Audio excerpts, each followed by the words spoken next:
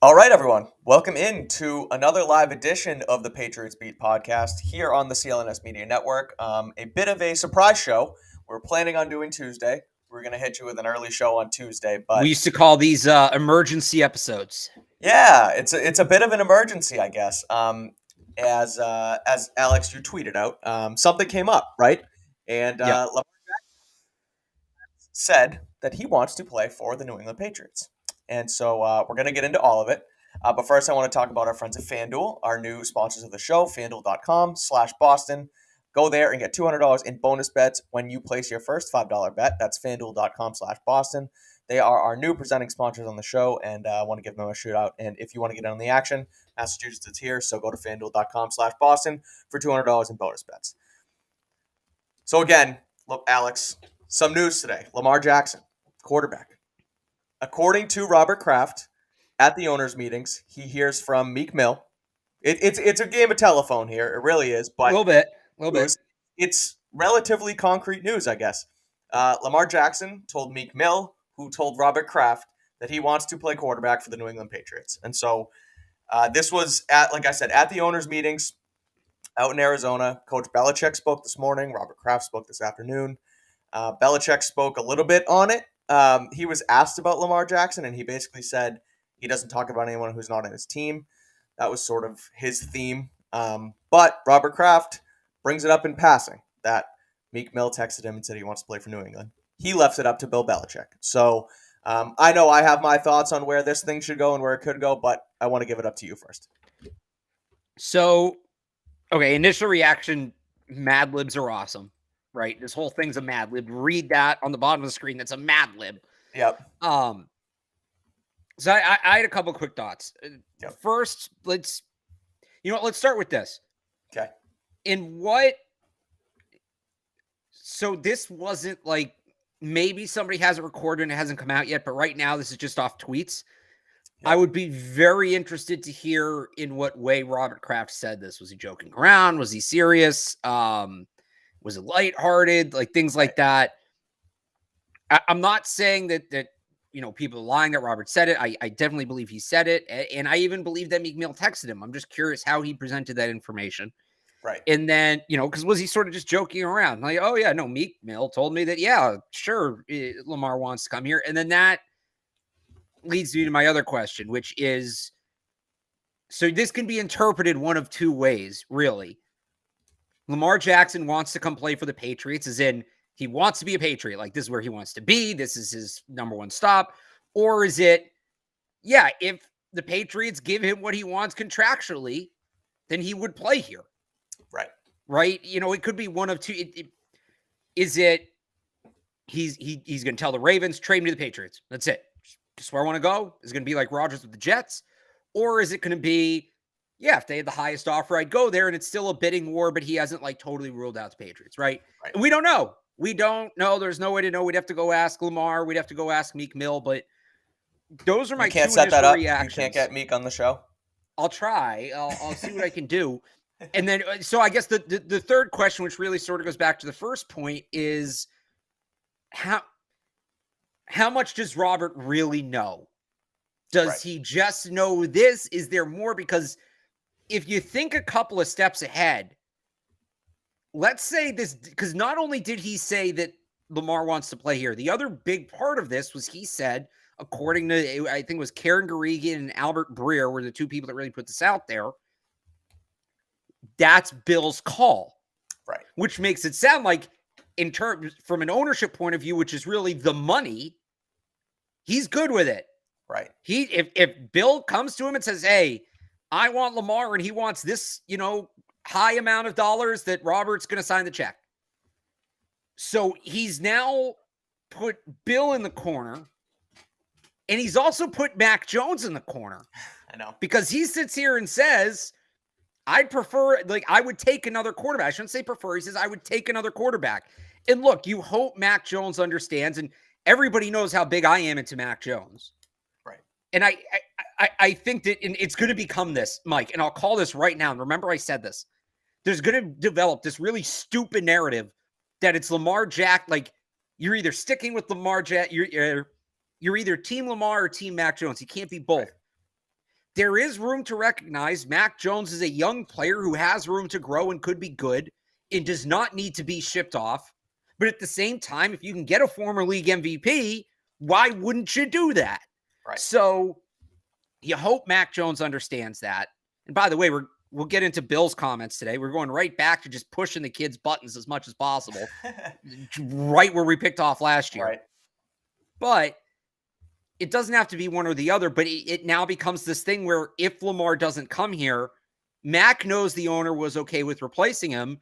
And now the coach is in this weird spotlight where it looks like he essentially turned down Lamar Jackson for Mac Jones. And I've said this before. I think Bill Belichick's future is tied to Mac Jones right now. Right. But let's, elevate that another step where you don't think if they suck, we're going to get, let's say they start 1-3.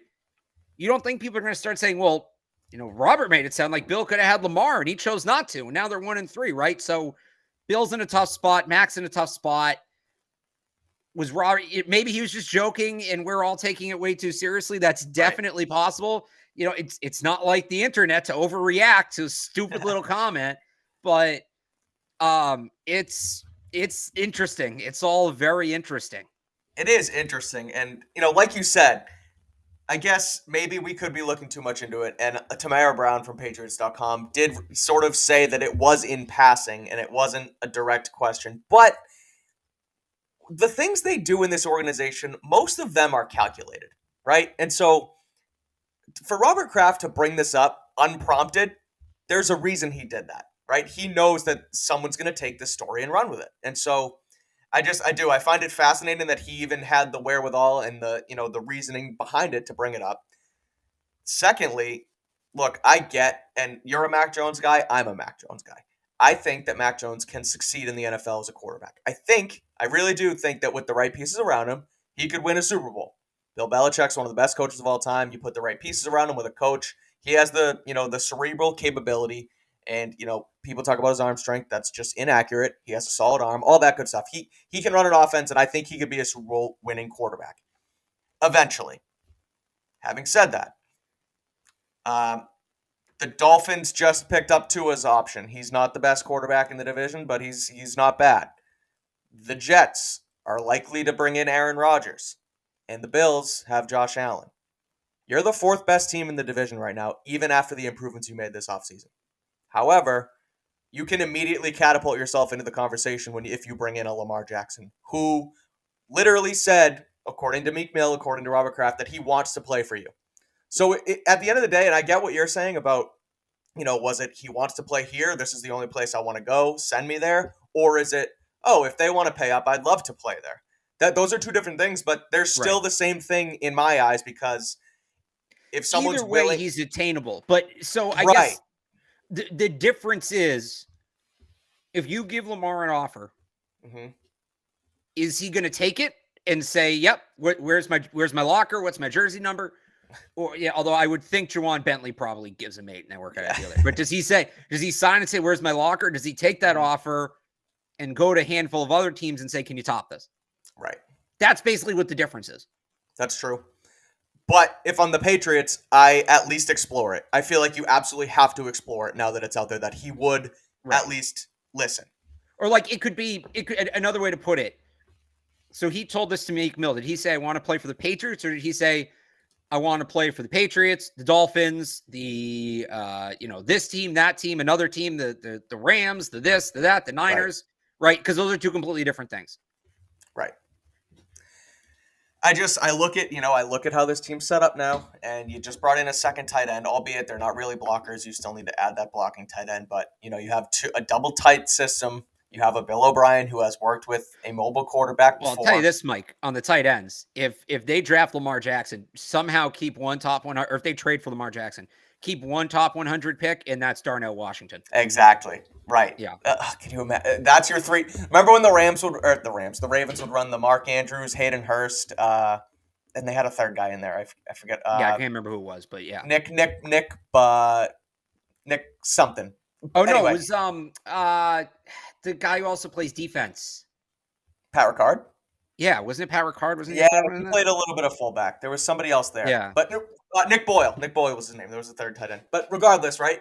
You have three dominant tight ends. You have receivers in Juju, a possession receiver. You have a burner in Tyquan Thornton, maybe mirror a little Hollywood Brown type stuff that they ran in with Greg Roman in Baltimore. I mean, you'd be cooking right off the bat. You really would be. Bill O'Brien would probably be salivating to call plays and design an offense around Lamar Jackson. And again, Belichick is 70 now. Is he really trying to do this, rebuild-ish type thing? Half, we can compete, but not really. I mean, he said it today. Look at the last 25 years. You can see that we've competed, but this would really, catapult you to like you have to make the playoffs type team in the AFC. Well, I don't see how you don't explore it. There's no reason to not explore it. A guy who, franchise quarterbacks are so hard to find. You have to draft them and then you pay them. They're rarely traded. They're rarely on the market. There is one here that is on the market. If you want to pay him, he'll come, basically. You have to try and take advantage of it, in my opinion. Well, to your point, it goes into something else Robert Kraft said that I want to talk about.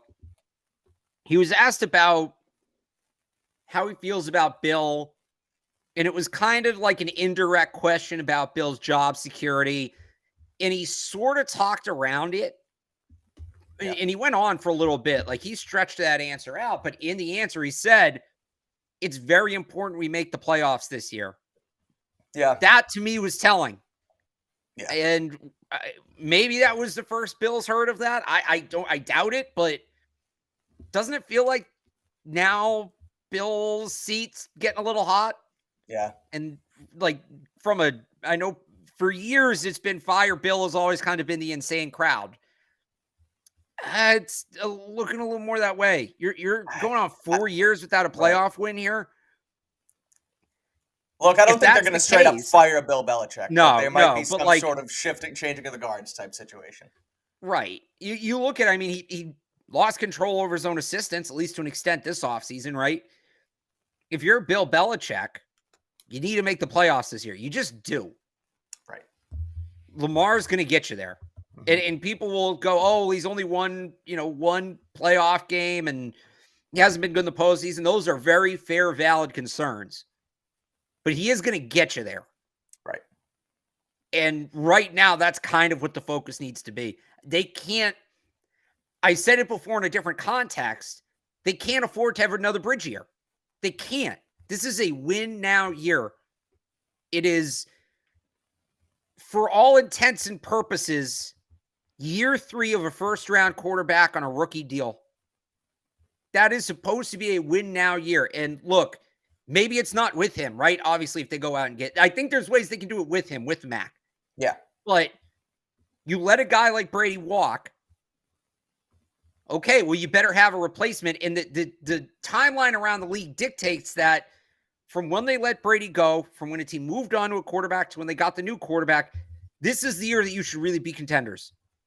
And if you don't think you can do it with Mac, you're probably going to have to do it elsewhere. Now, again, I think they can do it with Mac. But they can do it with Lamar, and it's right there for them. It's right there for them, and you're giving yourself a better chance. We've said it, we're Mac guys, right? But I mean, Objectively speaking, Lamar Jackson is a better quarterback than Mac Jones. Like, that's not a hot take. That's not something that's, and I get the money's involved too. It's not apples to apples. There's a bunch of different situations, but if you're looking for your best chance to get back to the postseason, you're going to take Lamar Jackson over Mac Jones. Yeah, this is it's what was I going to say? That's a good question. I just totally what were we saying? I just totally lost my train of thought. Just that objectively speaking, Lamar Jackson's a better quarterback than Mac Jones. So like, I know that the contract's involved and that those aren't, it's not really apples to apples. Look, there's holes right now, and I me and a lot of people want wide receiver, go get Mac Jones the real number 1. There's still going to be holes after you do that. And there's going to be holes with Lamar as well. This kind of goes back to that big take I had at the beginning of the winter, Mike. Do you remember this? Why is everybody so focused on finding a quarterback who can fill the holes instead of just filling in the holes for the quarterback you have? And I said the reason you have that take is because it's so much harder to find the quarterback that'll fill the holes than it is to actually fill them. We have a quarterback who actually can overcome some holes that's available. So if they really don't, like, as ridiculous as this sounds, and people are going to eye roll at me for this, but I'm sorry. If you don't want to pay the price it costs to get Jeudy, if you don't want to pay the price it costs to get DeAndre Hopkins, you don't want to pay the price it costs to get Brandon Cooks, well, then the only other option is to pay the price it costs to get Lamar Jackson if you want to seriously think about winning. And that's kind of where they're at. And I'll just pull this up in the chat right here. I just want to bring up one part of this. I know it's a long comment, but people do underrate Lamar as a passer. And people who have followed CLNS for a long time know I was not super hot on Lamar when he came out of college, specifically because I didn't love him as a passer. And when he was in that traditional drop step, Joe Flacco offense as a rookie, you saw it. Right. He has worked so hard at improving as a passer. Like, it's night and day from when it was a rookie. He's especially last year. I mean, before he got hurt, like whatever he did last offseason, it was just a major jump. It's not Tom Brady, like going out there and just pinpointing it 50 times a game, but like he is more than a good enough passer 100%. to play at an MVP caliber with the other stuff he can do. It honestly, it caught me by surprise, kind of how just I think the biggest problem for him, he struggled to like replicate his motion. It's like a pitcher or a kicker or free throws, right? You can't deviate your motion. And when he came out, it was very erratic. Like last year, he just honed that thing in. So I would just encourage people, don't sleep on him as a passer. You don't need to do that. It's an old narrative. I would agree. Same boat too. You know, when he came out and even early on, it was inconsistent. It was hit or miss, and you saw it in that first postseason, right? His first postseason, the year he won MVP, it was like they went down against Tennessee, and you couldn't really trust him as a strict pocket passer to come back from a ton of points. But that has certainly changed, and he has worked on it, and he has improved as a passer. And I think he would improve even more as a passer in an offseason and going into a year with a guy like Bill O'Brien, who nothing against Greg Roman, he's a solid offensive coordinator, but I'd probably take O'Brien over him, and I think that they would, curate an offense around him, just like Roman did in Baltimore. So it's interesting. And today's timeline as a whole was it's funny how it all happened, right? Because you had Belichick talking really very non-committal to Mac Jones, right? It's saying how, nobody has earned a spot on the 2023 Patriots, not even the quarterback. He said that everyone's going to have the opportunity to play, and he wouldn't say. Essentially, he was asked point blank, is Mac Jones the starter? And he said he didn't really say anything. And so I know people look into that a lot, and I personally think that it's just Bill not feeding into, the media cycle and doesn't want to give an answer, because then he says that, and then they turn around and do sign Lamar or do whatever, right? And it's like he doesn't want to step on his toes. And then so he says nothing on Mac Jones. Asked about Lamar, he also says nothing. Then they go to Robert, and Robert is in on Mac. He's like, we screwed things up last year. This is all paraphrasing, but basically, right, we screwed things up. We wanted to make changes. We've made changes. He said a lot of what we've said on this show. Robert Kraft might be a sneaky Patriots Beat fan. Hello, Robert. I think so. Yeah, Hey, Rob, how you doing? He's I'm looking for someone's name in here. That's his burner. But anyway, so again, he's on the Mac Jones train, right? He says that, we've made changes and we think he can excel now. He's in here every day. He's a hard worker. He's Team Mac. All paraphrasing. But then he walks away and he drops this bomb, and it's like everything changes. And so I kind of feel for Mac Jones in this situation too. He's kind of been put in I don't want to, speak for him, but I would be put in a mental pretzel if I was him. What does this team think of me?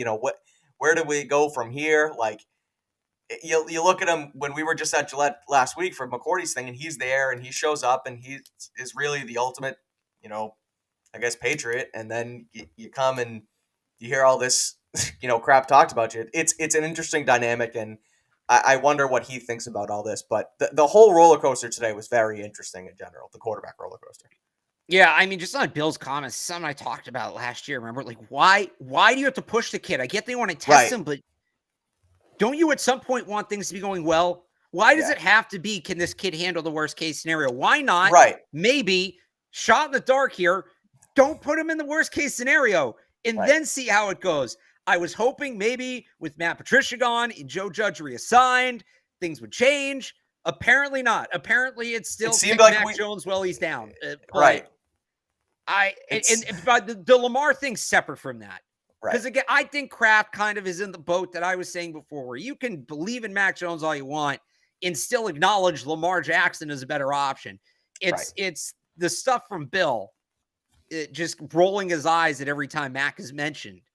That's a little much for me. And look, he didn't say I don't read too much into it because he didn't say anything about anything today. He was really tight-lipped. Like his longest answers were he pushed back on some questions about the team's cash spending, which I actually thought he made some good points on that one. And he was asked about Dante Scarnecchia getting recognized by the Pro Football Hall of Fame. He gave a good answer to that, as he should have. Besides that, I mean, go back and look at the transcript. It's all one-liners. It's all one-liners. Like he was not engaged. He did not want to be there.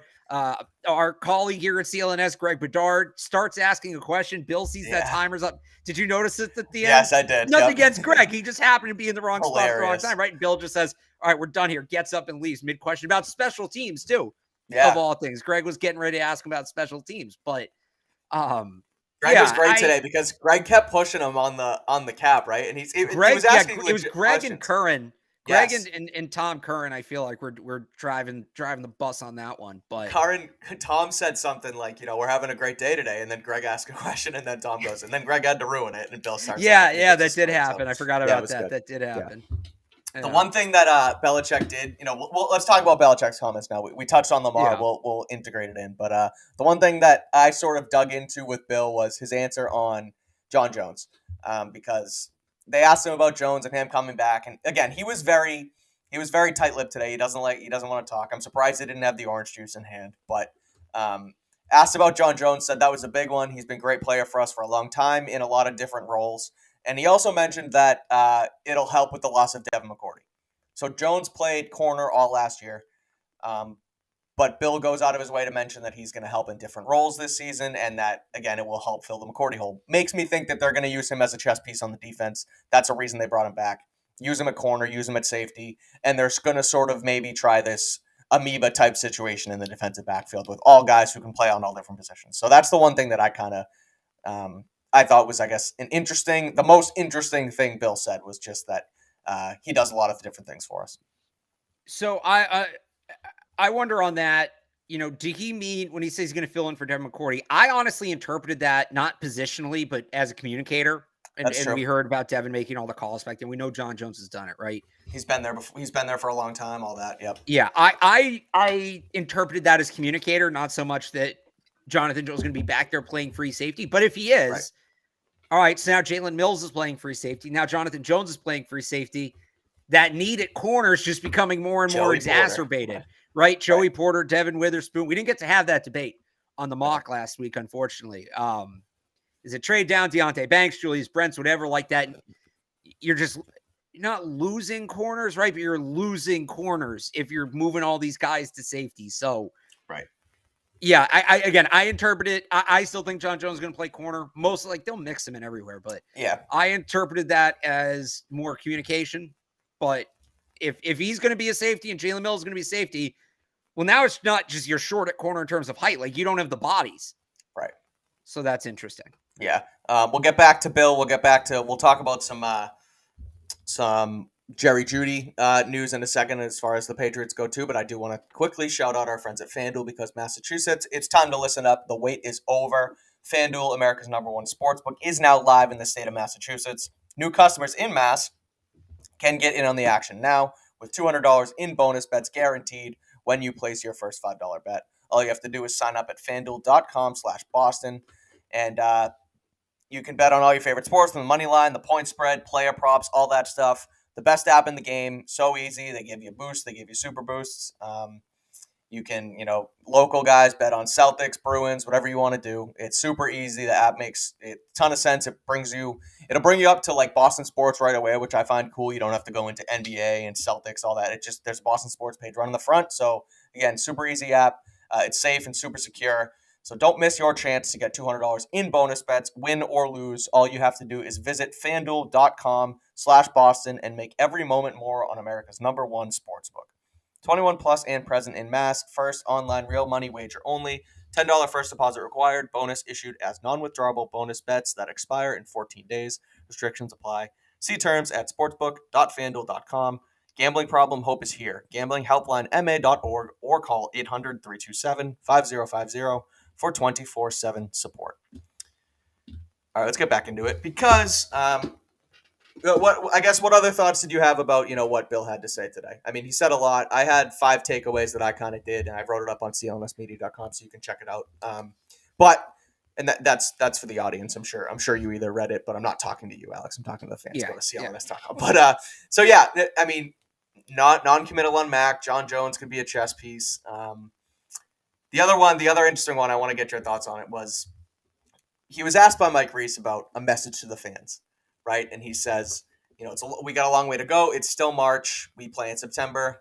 There's a lot of work to do. And then Mike asked why why fans should be optimistic, and he basically said, well, look at the last 25 years.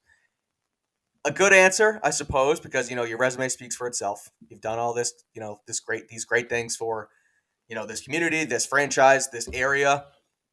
But he also was asked about other things, right? What did you think of Mac Jones last year? And he says, well, we're not looking at the past.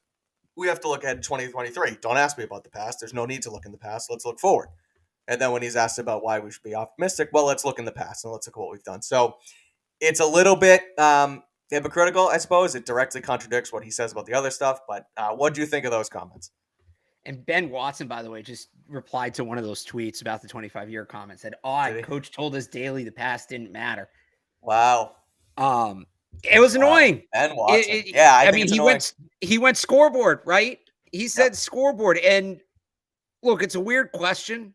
It's tough to answer that in the position he's in, but there was a better way to answer it. I don't know off the top of my head what it would have been. I would have probably said we've got a lot to be excited about and left it at that. We know he's also fine just sitting there and not answering a question until somebody else asks one. Right. But he did it twice. So everybody's focused on that the last 25 years. And that's obviously a much bigger example. Yeah, there's Ben Watson. Obviously it's a much bigger example when he says, look at the last 25 years. But when he was asked about Cam Accord, and he was asked, I'm paraphrasing here, but after last year, why do you think Cam Accord is the right coach to lead the special teams? And his answer, so he started off and he said, everything was bad last year. It wasn't just special teams. And then he got pressed on a little bit and he said, well, look, we had the best special teams unit in 2020, which was Cam Accord's first year. We had the best special teams unit in 2020. Okay, you did. Right. But that was 2 years ago. And football is what have you done for me lately sport? Yep. So it does feel a little bit like he's maybe resting on his laurels here. Yeah. That's what Felger and Maz say to the people who call in and it tried to defend Bill Belichick, Mogler. Oh, look at the last 25 years, right? Right. And he actually did it. And it's kind of funny to go off, to line it up with Kraft's comment. When Kraft gets asked, how do you feel about Bill maybe breaking Shula's record? How important is that? And Kraft says, well, it's very important we make the playoffs. Right. And we want to win. Right. Yeah. And when Bill's asked to look forward, he says, look at the last 25 years. So that was a head scratcher to me. Yep. My other big takeaways, I have something up as well, by the way, on 98.5thesportshub.com on all of this. Yep. I thought it was interesting that he, when talking about Mike Gesicki, said, hopefully we'll use him correctly. Because as we've talked about with Jonnu Smith, right? Right. Wasn't a perfect player by any means, but it does feel like there was a usage issue there. Yeah. And then another interesting comment, obviously Matt Patricia was asked if Matt Patricia worked for the Patriots next year. He said, I don't know. That's probably a no. Yeah. He's not going to come out definitively and say no because he never rules anything out. That's not what he does. Mm-hmm. But, man, if there's ever a time to say no. I know. Especially because, and I don't know, we haven't been on since the Joe Judge, right? Yeah, I don't think we That was Friday, I believe, right? Yep. So, it kind of that was another one where is it the worst thing in the world? No. And having Joe, oh no, that was on Thursday. We did talk about that. I did do this, but if Judge is going to be here, he's now in the best spot for him, which is overseeing special teams. But why does he have to be here? This guy clearly caused such an issue last year. And I feel like it's the same thing with Patricia. So you'll shoot down Mac Jones as the starting quarterback, but leave the door even just a little bit. Right, it's a jar. A little bit. Leave the door open for Matt Patricia. So that was another one that stood out to me. Yeah. I don't. Where does he fit? I mean, because it comes out right as judge. He's going to fill the assistant head coach / advisor role, and in Albert you can have however many advisors as you want. Well, but in Breer's report, he basically said that he is going to, he's going to take on the personnel elements that Patricia did in 2020. And so people do that. You're not going to fill him on offense. They've had 2 people call defense. They've had 2 people call defense for the last 5 years. Yeah, that's fair. But I like you said, that would have been the perfect time to be like, no, we're gonna move. He's never gonna say that. He's never gonna say we're moving on from that. So he could have said I don't know, or he could have said something besides I don't know. Right? He said not sure. Right. Yeah, I mean, that's what he said. He said not sure. Not sure. That makes it, honestly, to me, that makes it sound like it's up to Patricia. Yeah, which would be interesting because we haven't heard anything. He interviewed. He was at the owners' meetings last year, wasn't he? Patricia with Bill, I think he was out there with him last year. Sounds right. Yeah, but like he interviewed for those jobs in Denver, and he didn't get them, and it sounded like they still might hire him. And then we haven't heard anything. So is he still interviewing? Is he in Denver? Like we don't know. He was in Foxborough last week. Yep. So he was at Devin McCourty's retirement press conference. I honestly don't look a ton into that because he was the safeties coach the year Devin switched positions. He was the defensive coordinator for a while. Like they have a very close relationship. That's a guy who's been very important to Devin McCourty, and he made an effort to shout him out during his speech and everything too. Right. I think even if he'd gotten hired by the Broncos, he still would have been there. Like I think that is a different thing. Yeah. I had one more take on, or one more thing on Bill, and then we can get to a little Jerry Jeudy action. If I can jog my memory. The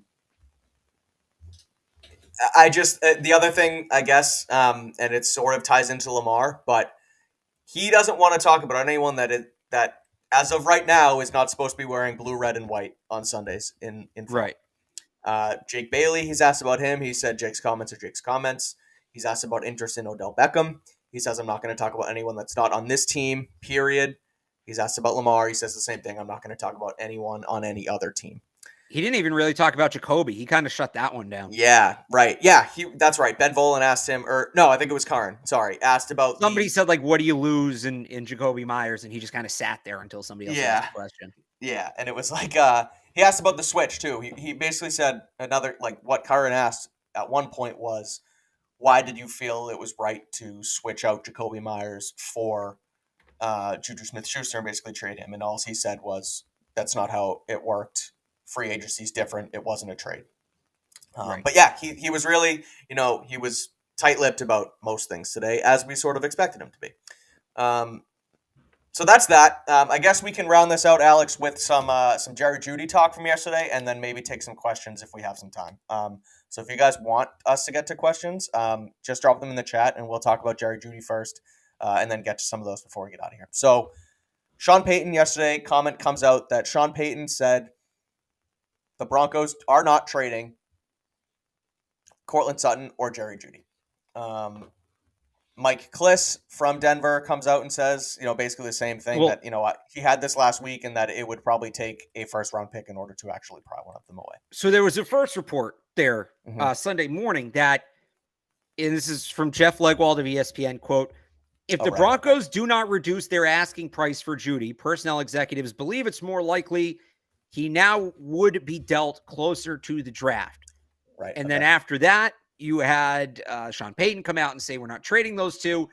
And then you had the report from Mike Kliss say they're not trading them because nobody met their price. Right. And that, to me, is the key element there. Because, and I know I'm not like the first to make this comparison, but I wrote this all out on 853sportshub.com. On February 27th, 2019, then New York Giants general manager Dave Gettleman said for the second time that week We're not trading Odell Beckham. We didn't sign him to trade him. 2 weeks later, Odell Beckham was traded to the Cleveland Browns. On March 27, 2022, Titans GM John Robinson. Yep. This is the comparison for me. The Titans weren't going to trade A.J. Brown. A couple weeks later, Diana Rossini reported the Tennessee Titans are not shopping or taking calls on wide receiver A.J. Brown. On April 7th, Mike Vrabel says on a potential trade, not as long as I'm the coach. Right. On April 28th, A.J. Brown is traded to the Philadelphia Eagles. This, to me, is the Broncos saying, come on, guys, you got to give us a little more. Right. Let's go. Up the offers. And where it differs is I do think they will hold on to Jeudy. They don't have to trade him. This is not to open salary cap. This is, to this point, not a disgruntled player. We haven't heard that. Now, maybe he's sitting there thinking, you're trying to trade me. Just at that point, trade me. I don't want to play here anymore. And if that became public, if it comes out and we find out he no longer wants to play for the Broncos, that changes everything. Yep. But as it stands right now, you want to trade 14 for Jeudy or no? That's pretty much where it's at. And to me, there's two ways to answer that question. If the Patriots have a plan for the 14th overall pick that does not involve a wide receiver, then you don't make the trade. Then you don't make the trade and you try to get back in on Hopkins and this is obviously assuming Lamar doesn't come here. You either try to get back in on Hopkins or see if somebody else has become available, or you take your shot in the second or third round, guys like Marvin Mims, Tyler Scott, guys like that, and you try to piece it all together. The other possibility is the Patriots do want to use that 14th pick on a receiver. Mm-hmm. In which case, assuming they believe Jerry Jeudy is a better player than any of the receivers on the board, which they should, Jerry Jeudy would be the best receiver in this class. And by the way, age is not a factor. He is 14 months older than Jordan Addison. That's wild. Yeah, he's only 23. Yeah, and he's got like a year. He's got like, I think it's a little under 2 years on Zay Flowers. He's got 16 months on Zay Flowers. He's got a little under 2 years on JSN. Those are the two guys I looked up. Gotcha. So age's not thing here. The upside's still there. If you believe Jerry Jeudy's a better player, use the asset on the better player. Right. If you believe Jerry Jeudy is better than Zay Flowers in 2023, it's Jerry Jeudy. Yep. Which, by the way, I think he is.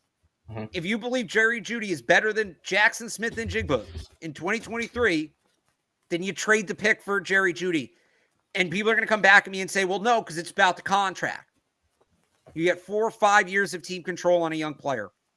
One, that's only good if the player pans out. And we know what their track record is at wide receiver. The other thing I would say is Jeudy doesn't become this albatross of a contract the second you pay him. He's still on the extension, right? Right. He's on the last year of his rookie deal, which is, I think, like $4 or $5 million. It's insanely reasonable. Mm-hmm. And then the 5th-year option, I think, is like 14 or 15 million, which is not insignificant, but for what top-end receivers go for, it's not a lot. The extension doesn't kick in, assuming you pick up the 5th-year option, which I'm pretty sure the Patriots would do. The 5th-year option doesn't kick in until 2025. And at that point, Mike, how many times do teams sign a big contract? We all sit there and go, oh my God, this money's insane.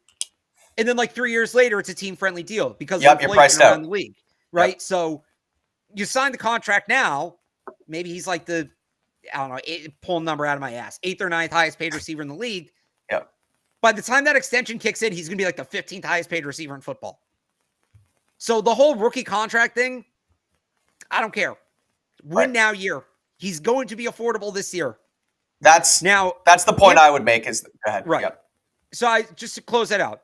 Sure. If they believe JSN, Zay Flowers, Jordan Addison, whoever it is, if they believe any of those three players are better than Jerry Jeudy right now, then you keep 14 and you make the pick. I don't think they'll believe that. Right. If you're going to take a wide receiver with 14, just take Jerry Jeudy. Just take Jerry Jeudy. Right. And, like building off of that and what you said about, the contract and, looking towards the future and, well, you would have, team control of a JSN where you don't have that on Jeudy. do they really have the luxury right now? Because Robert just said it's important that we make the playoffs this year. Jerry Right. Jeudy allows you to make the playoffs this year, and then you can extend him, and it's still worth it. He's like, it's not the age, you're right, it's not a factor. And you go get a guy who's better now, can help you win now, and then you go sign him to an extension, and you pair him with a Mac Jones, a, dare I say, yeah, Lamar Jackson. It's a whole different story because you probably No, have to give up 14 in that situation. you're going to have to give up 14. You can't get but Lamar. I that would be spectacular if they somehow that was one of the Lamar questions Jackson, in Jeudy.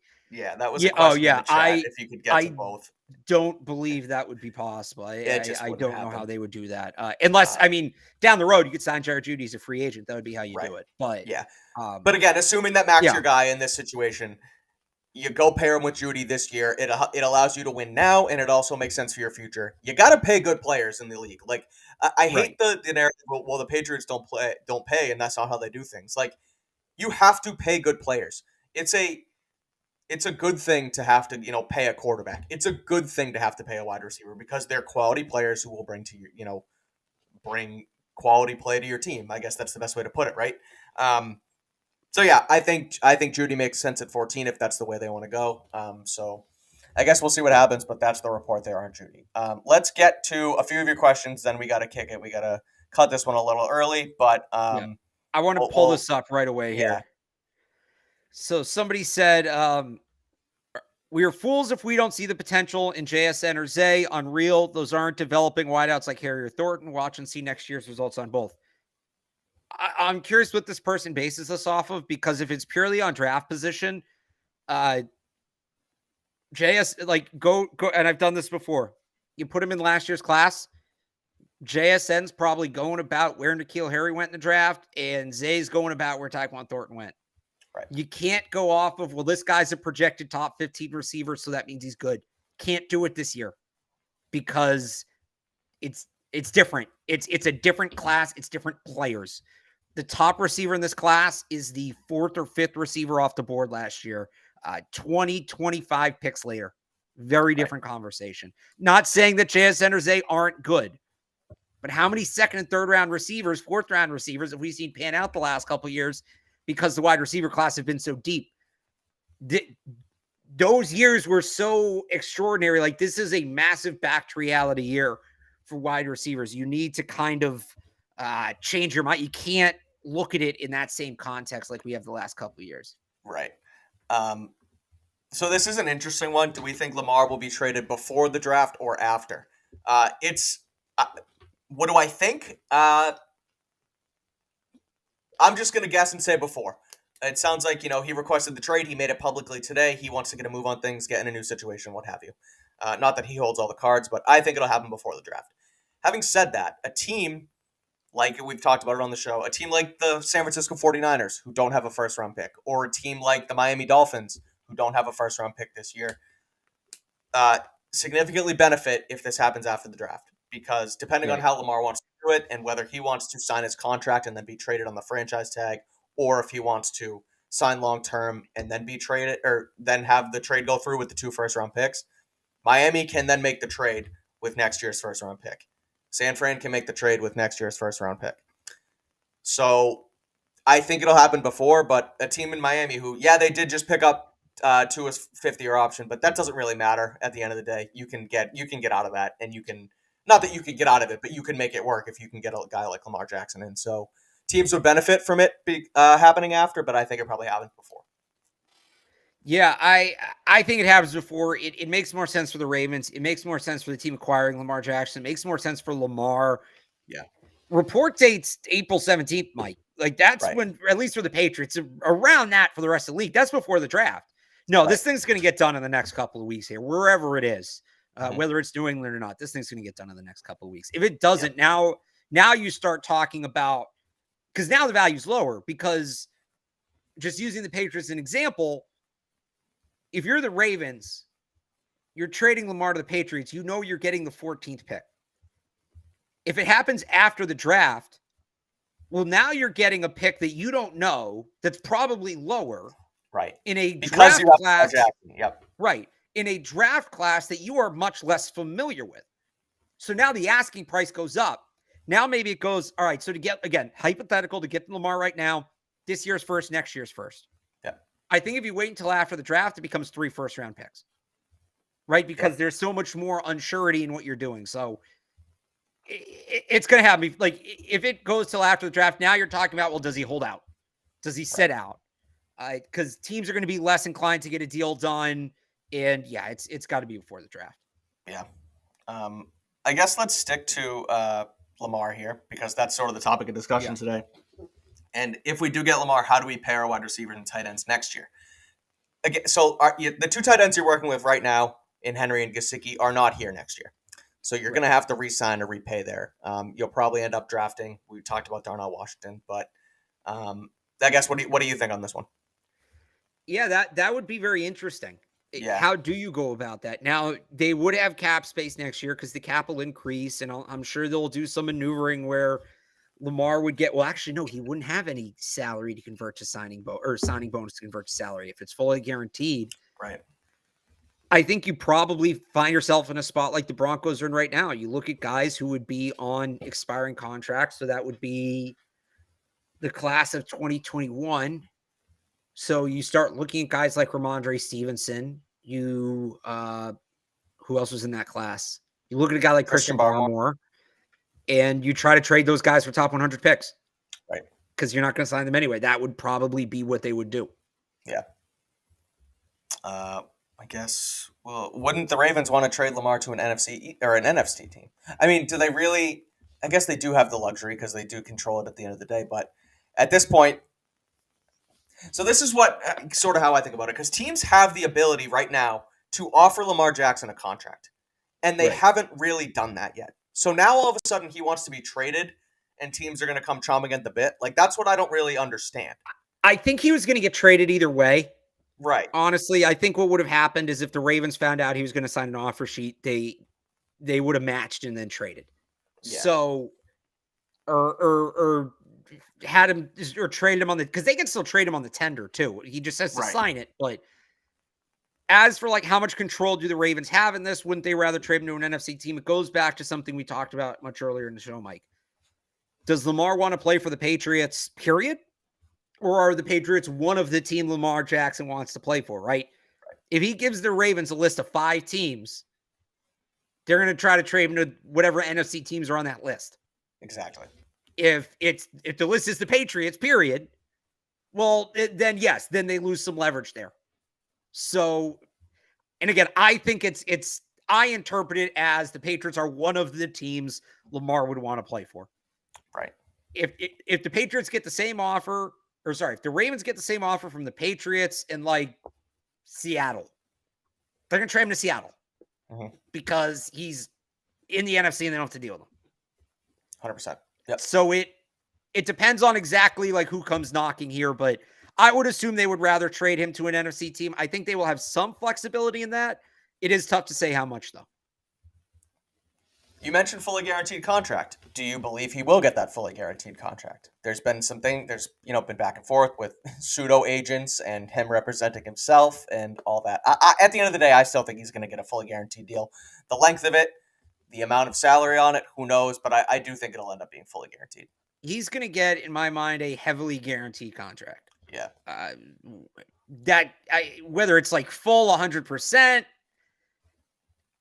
I don't know. Like, to me, interpreting kind of what he said, I think he's less interested in 100% guaranteed contract, and it's more he wants X amount of guaranteed dollars, right? He wants $250 million guaranteed. I think in his mind, like if there's $50 million in bonuses on top of that, all the better. But as long as it's $250 million guaranteed, like he's happy. So that's how I look at it. I don't know for sure. That's just kind of me reading the tea leaves, but and will he get that? I don't think so, but I think he will get very close. I think we're all going to be surprised just how close he got, because if he was willing to settle, I think he would have settled by now. True. Let's close it out on this. This will be the last one. And I was thinking about this earlier, and I mean, it's true, right? Eventually you're going to have to pay Mac Jones. If he has a decent year this year, like Daniel Jones did. Daniel Jones just got, $40 million a pop or $30 million a pop? Something right around there. So, like, the comment is, if you're listening and not watching, people forgetting we eventually have to pay Mac Jones. Would you rather overpay for a top 5 to 7 QB in Lamar Jackson or overpay Mac. Overpay isn't the right word here because it's all an overpay. It's not an overpay. It's market exactly value. Right. Quarterbacks are getting paid, and that's market value, and that's just what you have to do in order to compete in the NFL. If you have a good quarterback, you either got to pay him a ton of money or you got to go back to the drawing board. So yeah, if Mac does have a good year this year, they're going to have to do his 5th-year option or eventually go extension and go that route. So would you rather overpay for Lamar Jackson or overpay Mac Jones? I still say Lamar. I think objectively he's a better quarterback. It's going to be a little bit more money, but you're going to have to pay Mac. That's just how it goes in this league, and so I would probably go Lamar over Mac. Well, you pay the better player, but there is a third option here. And I know we just talked about it being a win or bust year, and Robert Kraft saying, it's very important the Patriots make the playoffs and what that maybe means for Bill's standing. Does Bill see it that way? Does he think he's head coach for life? Because the third option is you don't pay Mac and you dip into what's a much stronger quarterback class next year and reset the clock. Yeah. And Bill doesn't seem to be a very big fan of Mac. Does he just think, you know what? Give me another window on a rookie contract. And look, they blew this one, right? Mm-hmm. So can they manage another? Hopefully he manages the next one better if he gets another chance, which I don't think he would. But does he just sit there and say, there's been rumors that Bill doesn't like quarterbacks very much. Yeah. It's kind of been speculated. Does he just sit there and say, I'm just going to keep drafting them. I'm not paying any of these guys. I'm not spending money at this position. That's the other option as well here. It's just that's bad business to not pay your quarterbacks. I'm sorry. It's the most important position on the field, and you got to do it. Having said that, I guess we'll see what happens, and we'll close it out with that because Lamar Jackson wants to be a Patriot, according to Meek Mill, according to Robert Kraft. So an very interesting storyline here as the Patriots offseason rolls on. That's our reaction to it. We're sticking to it for now. We will be back on Thursday to do a mock draft. We are sponsored by FanDuel. FanDuel is our new wagering partner here at CLNS Media and the new lead sponsor on the Patriots Beat Podcast. So if you want to get on the action, go to FanDuel.com/Boston for those $200 in bonus bets. All you got to do is deposit 10, bet 5. Super easy. Get on the action with us here at CLNS Media. Go to FanDuel.com/Boston. Again, reason we came on, a lot of breaking news, a lot of news out in Arizona at those owners' meetings. Bill didn't have much to say, but Robert Kraft certainly did, telling reporters out there that Lamar Jackson wants to be a Patriot. So we'll see where it goes. We'll see what happens. Again, we will be back on Thursday to do another mock draft. We're going to do them every Thursday going into the NFL draft at the end of April.